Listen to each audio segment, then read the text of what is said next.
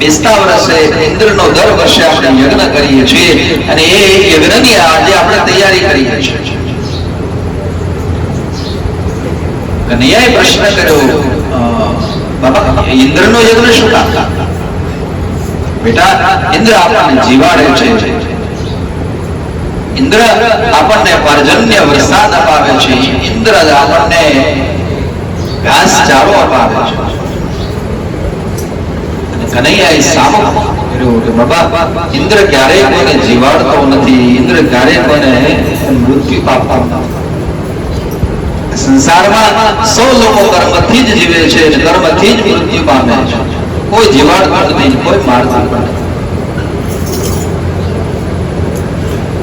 બાબા આપણે પૂજા કરવી હોય તો ગિરિરાજની કરીએ કે જ્યાંથી આપણને જીવીએ છીએ, જ્યાંથી આપણને સહારો મળે છે.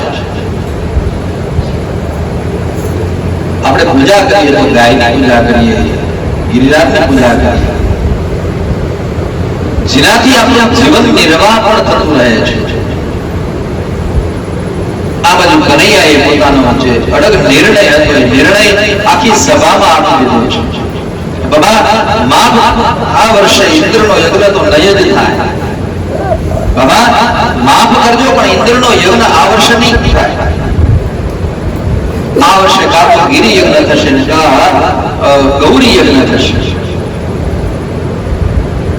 કાં ગૌ યજ્ઞ થશે, ગિરિ યજ્ઞ થશે. આ સિવાય એ કોઈ યજ્ઞ આપણે ત્યાં નહીં થાય. નંદ બાબા બહુ સમજાવ્યા કનૈયાને કે આપણે દર વર્ષે ઇન્દ્રનો યજ્ઞ કરીએ છીએ. બધા સમજાવે છે કનૈયાને, પણ આજ કનૈયો એકનો બે ન થયો અને કનૈયા એક ને એક વાત પકડી રાખી. નહીં બાબા, કા ગૌ યજ્ઞ થશે ને કા ગિરિ યજ્ઞ થશે, બે જ યજ્ઞ થશે, બાકી બીજો કોઈ યજ્ઞ નહીં થાય. અંતે બધાએ કૃષ્ણની આ વાત સ્વીકારી લીધી છે અને અંતે બધા જ ગિરિરાજની પૂજા કરવા માટે આવે છે.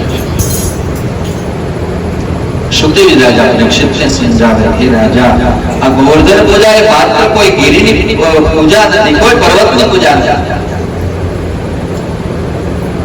પણ આખી પ્રકૃતિની આવી રહે છે. આખી પ્રકૃતિની પૂજા છે. પ્રકૃતિ આપણને બધું જ આપે છે.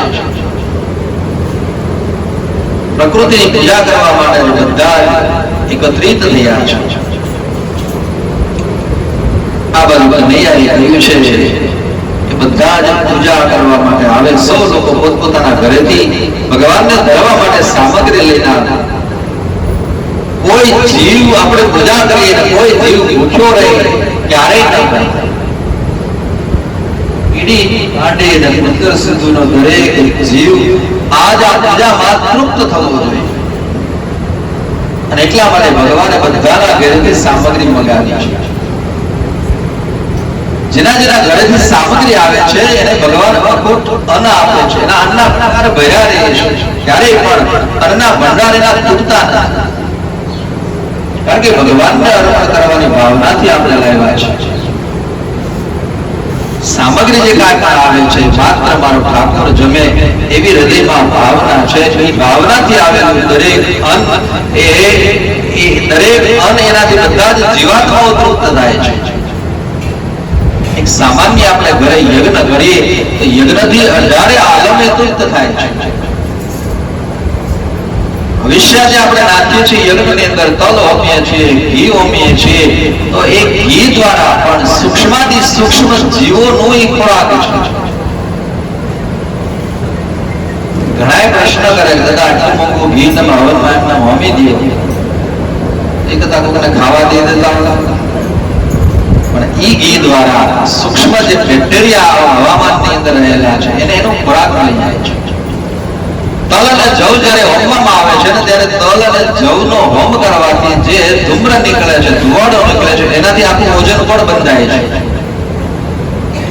અને ઓઝોન પણ જ્યારે મજબૂત થાય ત્યારે સૂર્યનો તાપ આપણને ઓછો લાગે છે. સૂર્ય અત્યારે બહુ તપતો હોય એવું લાગે છે. એનું કારણ એ છે કે યજ્ઞ પરંપરા આપણે ઓછી કરતા ગયા છે અથવા તો યજ્ઞ બંધ થતા ગયા છે. એટલા માટે નથી કહેતો કે બ્રાહ્મણનો ધંધો ભાગી જાય અન્વેષણ કરો તો, પણ એટલા માટે કહું છું કે આ બધી જ વસ્તુ હોમમાંથી આખી પ્રકૃતિ એનાથી ખુશ થાય છે. પ્રકૃતિ જ્યારે ખુશ થાય ત્યારે એ બધા પ્રકૃતિ આપણને આશીર્વાદ આપે છે. ઘીની આવતી આપે એટલે સૂક્ષ્મથી સૂક્ષ્મ જે બેક્ટેરિયાઓ હવામાં રહેલા છે એ બેક્ટેરિયાઓને એનો એક ખોરાક મળી જાય છે. એનો ખોરાક એ છે કે ઘીથી જે ધૂમ્ર નીકળે છે એનો એક ખોરાક છે. તલથી ઓઝોન પણ બંધાય, તલનો જે ધુમાડો નીકળે છે એનું ઓઝોન પણ બંધાઈ જાય છે. એક યજ્ઞથી બધાને એનો ખોરાક મળતો હોય છે. આ બધું આજ ભગવાન બધાને કહે છે, બધા જ પોતપોતાના ઘરેથી સામગ્રી લઈ અને ગિરિરાજની તળેટીમાં આવો. આપણે ગિરિરાજની આપણે પૂજા કરવા જઈશું. કોઈ જીવ આ પૂજામાં ભૂખ્યું ન રહે. આંગણે આવેલો કોઈ પણ જીવ અતૃપ્ત થઈ ન જાય, તૃપ્ત થઈ જાય એ ભાવના સાથે ગિરિરાજની પૂજા થાય છે. બધા ગોપ બાળકો પોતપોતાના ઘરેથી સામગ્રી લઈ આવે, વડીલો પણ પોતપોતાના ઘરેથી સામગ્રી લઈને આવે છે. બ્રાહ્મણોની સાથે લીધા, રાધાજીને સાથે લીધા અને સૌ ભગવાનનું કીર્તન કરતા કરતા ગિરિરાજની પૂજા કરવા જાય છે. માખણ મિસરી લઈને ચાલ્યા ગિરિરાજની પૂજા કરવા.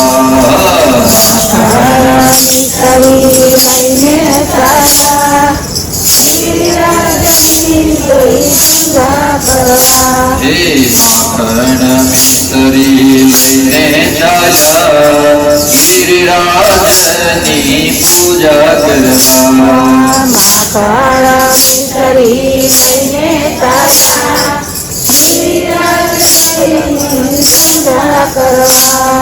ગૌરી રાધિકાને સાથે લીધા ગિરિરાજની પૂજા કરવા. રાધિકાને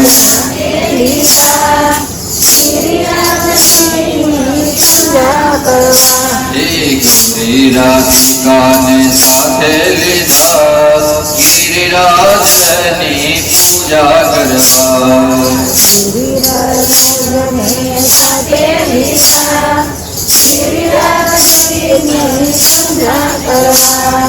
માખણ મિસરી લઈને હર્યા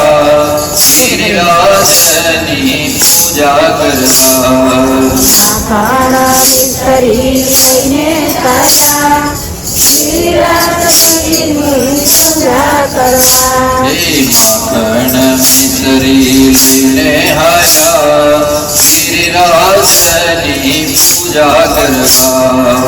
માખણ મિસરી લઈને હર્યા ગિરિરાજની પૂજા કરવા. ગિરિરાજની સૌ પૂજા કરવા.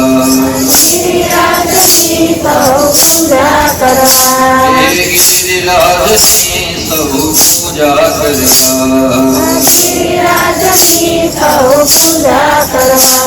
બધું જ આ બધી સામગ્રી પોતપોતાની સાથે લઈ અને ગિરિરાજની પૂજા કરવા માટે બધા જ લોકો આવે છે. એ સમય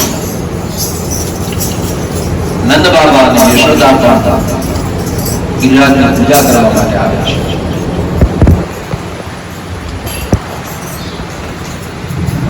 બધી જ ભગવાનની પૂજાની સામગ્રી લીધી, એ સામગ્રી લઈ અને બધા જ ગોપ બાળકોની સાથે ગિરિરાજની પૂજા કરવા માટે ગિરિરાજની તળેટીની અંદર આવે છે. કનૈયાને બધા જ ગોપ બાળકો પૂછે છે, કનૈયા આવડા મોટા ગિરિરાજની આપણે પૂજા કઈ રીતે કરીશું? ત્યારે કનૈયો કહે છે કે આપણે એને સ્નાન કરાવવું પડશે. ગોપ બાળકો નદીથી જળ લઈ આવે, જળ લઈ આવી ગિરિરાજને સ્નાન કરાવે છે. એક બે વખત જળ લેવા પછી ગોપ બાળકોએ કહે કે કનૈયા તારો ગિરિરાજ તો કેવડો મોટાને ક્યારે આપણે નવરાવી દઈશું? અને એ જ સમયે ભગવાને ગિરિરાજમાંથી ગંગા બહેન ચાલુ કર્યું અને એનાથી ભગવાન ગિરિરાજ અભિષેક કર્યો. આ વાત બધા જ ગોપ બાળકો કનૈયાને પૂછે, કનૈયા હવે આપણે શું કરીશું? બધી જ સામગ્રી કિલ્લાના સ્વરૂપની અંદર ગિરિરાજની આજુબાજુ ગોઠવાઈ ગઈ છે. માનસી ગંગાના જળથી ગોવર્ધનજીનો અભિષેક કર્યો. આજ કનૈયો ખુદ એ ભગવાન ગિરિરાજનો શૃંગાર કરે છે. શૃંગાર કરે, સાચા મોતીઓથી ગિરિરાજને વધાવે છે. નંદ બાબા યશોદા ગિરિરાજની પૂજા કરવા માટે બેહે, ચંદનની અર્ચા કરવા જાય. કનૈયો નંદ બાબાને કહે છે, બાબા અર્ચા કરો એમાં વાંધો નહીં, પણ થોડીક અર્ચા કરો. શિયાળો ચાલે છે, મારો એ ગિરિરાજ એને ઠંડી લાગી જશે, ચંદન ઠંડુ છે. આ બધું ભગવાન બધા જ ગોપ બાળકોને પૂજા વિધિ આખી સમજાવે છે. ગોપ બાળકો કહે છે કે નૈયા આ ગિરિરાજ આવડા મોટા છે અને આ ગિરિરાજને આપણે પૂજા કરશું તો કઈ રીતે આટલી બધી પૂજા કરી લઈશું? એક સ્વરૂપે ભગવાન ગિરિરાજની અંદર બિરાજમાન થયા. એક સ્વરૂપે ભગવાન ગિરિરાજની પાસે આવ્યા છે. બધી જ સામગ્રી ભગવાનને અર્પણ કરવામાં આવી છે. આજે પૂજક પણ પોતે બન્યા છે, પૂજ્ય પણ પોતે બન્યા છે. ઈશ્વરની પૂજા કરે છે.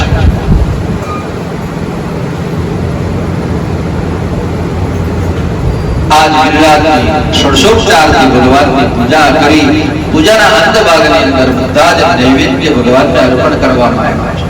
તુલસી દલ પધરાવી અને ભગવાન ગિરિરાજને આજ સ્વયં પોતાના હાથથી જ માને છે. ગોપ બાળકોને કહે છે, ગોપ બાળકો તમે પણ ગિરિરાજને જમાડો. બધા જ ગોપ બાળકો પણ ગિરિરાજને જમાડે છે. ગિરિરાજ જયારે જમે છે ને ત્યારે ગોપ બાળકો કહે છે, કનૈયા આ તારો ગિરિરાજ તો કેવડો મોટો છે અને તું જમે છે ત્યારે અમને આપજે. ગિરિરાજ તો એકલા એકલા જમવા માંડ્યા છે.